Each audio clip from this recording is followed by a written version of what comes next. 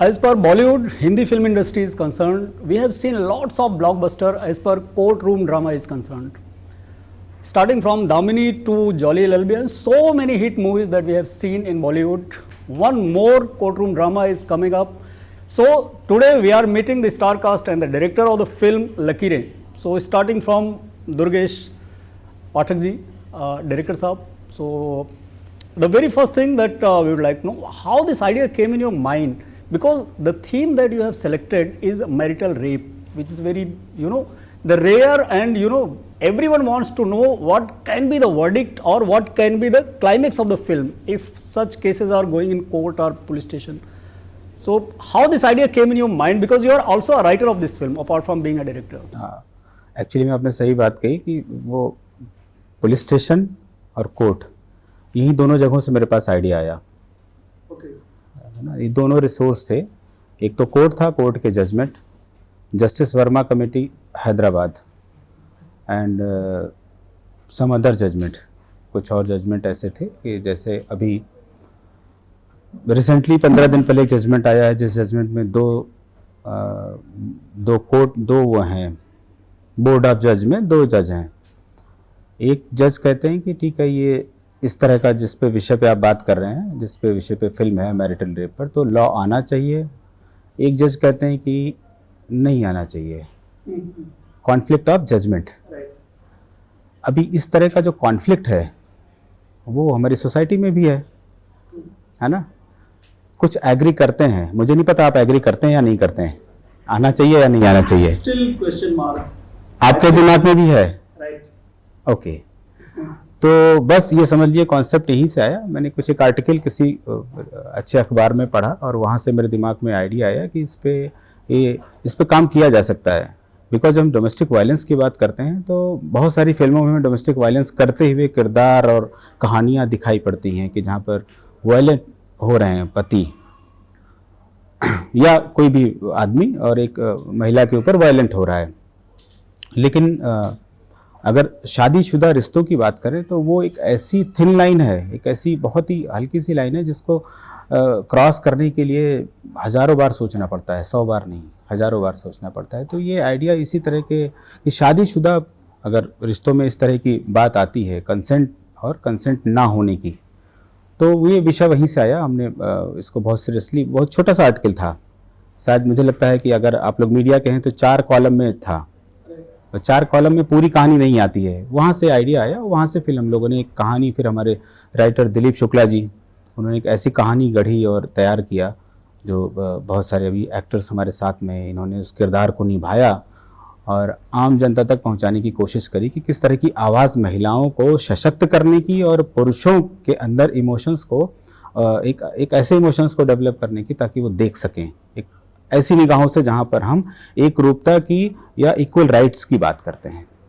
मुझे लगता है हर किसी के दिमाग में तो होता है, अगर इस टाइप की कोई केस अगर आई तो उसका वर्डिक्ट क्या होना चाहिए, और अगर रियल लाइफ आप किसी से अगर मिले हैं जिसने ये सिचुएशन फेस किया है, ऐसा कुछ है या जस्ट एक न्यूज़पेपर आर्टिकल?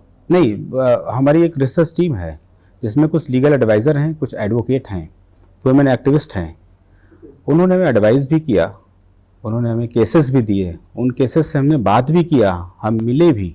हाँ, विजुअली हम उनको कोट नहीं कर सकते हैं, वो अलग बात है, क्योंकि वो अभी भी समाज में है और एक अपनी अपनी ज़िंदगी जी रही। लेकिन किसी ने 11 साल स्ट्रगल किया है इस केस के साथ में, क्योंकि आदमी क्या होता है ना कि बिहाइंड द क्लोज डोर्स घर की लड़ाई में समय भी लग जाता है, और घर की लड़ाई कोर्ट में चली जाए तो फिर वो एक दूसरे के साथ खेलने लगते हैं। तो ऐसे तमाम विक्टिम हैं जिन्होंने बहुत ही स्ट्रांगली फेस भी किया है इसको। मैंने बताया ना कि कोई 11 साल, कोई 2-4 साल, और फिर ऐसे लोगों से मिलने के बाद में ही हमें भी लगा कि नहीं, हम इस पर बात कर सकते हैं। कई तबकों में भी गए, हमारी सोसाइटी में कई तबका है ना कि मिडिल क्लास है, पुअर क्लास है, अपर क्लास है, उन तबकों में भी हम गए, कम्युनिटीज़ में भी गए। हमने कम्युनिटीज़ को फोकस नहीं किया किसी जाति विशेष धर्म को, लेकिन हम गए, हमने देखा कि किस किस धर्म में किस तरह की बातें होती हैं, किस धर्म में इस तरह की प्रॉब्लम्स पे बिल्कुल ही नज़रअंदाज कर दिया जा रहा है, ये भी देखा। चलिए, कमिंग टू बित्या जी, आप इस प्रोजेक्ट से कैसे कनेक्ट हुई, फर्स्ट टाइम किसने अप्रोच किया, एंड क्या एक्साइटिंग था इसमें जिसके लिए आपने हाँ किया इस फिल्म में काम करने के लिए? सबसे अच्छा जो पार्ट है इस फिल्म का वो है स्क्रीन प्ले। स्क्रीन प्ले बहुत टाइट और ग्रिपिंग था, मुझे बहुत पसंद आया।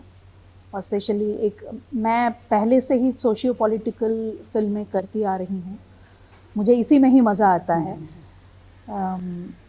हालांकि बॉलीवुड में या कहीं भी लड़कियों को थोड़ा सा इस तरीके से सेक्सी और अट्रैक्टिव इस तरीके से पोर्ट्रे किया जाता है, बट मैं हमेशा स्ट्रॉन्ग रोल्स करना चाहती थी जो सोसाइटी में कुछ चेंज लाए। तो ये फिल्म भी मुझे लगा कि ये एक बड़ा मौका है। आज तक सेक्शन 375 जो है रेप पे जो भी हमारे लॉज है, मुझे इससे पहले मालूम नहीं था कि इसमें मैरिटल रेप पे कोई उसका लॉ नहीं है, हमारे कोई कानून नहीं है। So coming to Gaurav ji, आपके लिए कैसा एक्सपीरियंस रहा एक court room drama? Although you are not playing lawyer, but एक आई थिंक मेन विक्टिम आप is the right word.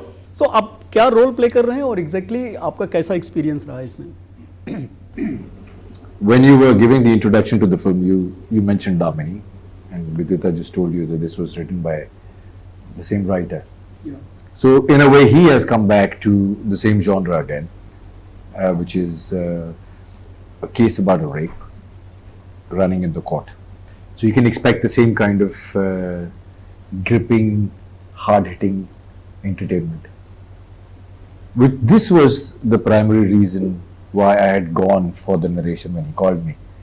But when he narrated the character to me, there were sides to him, layers to him that I could sense in the very first narration, because जो dialogues वो मुझे narrate कर रहे थे, उन dialogues में उनका juice already था, उन layers का। ये बहुत rare होता है, for you to hear the first narration and be able to visualize how this guy would be in its complexity.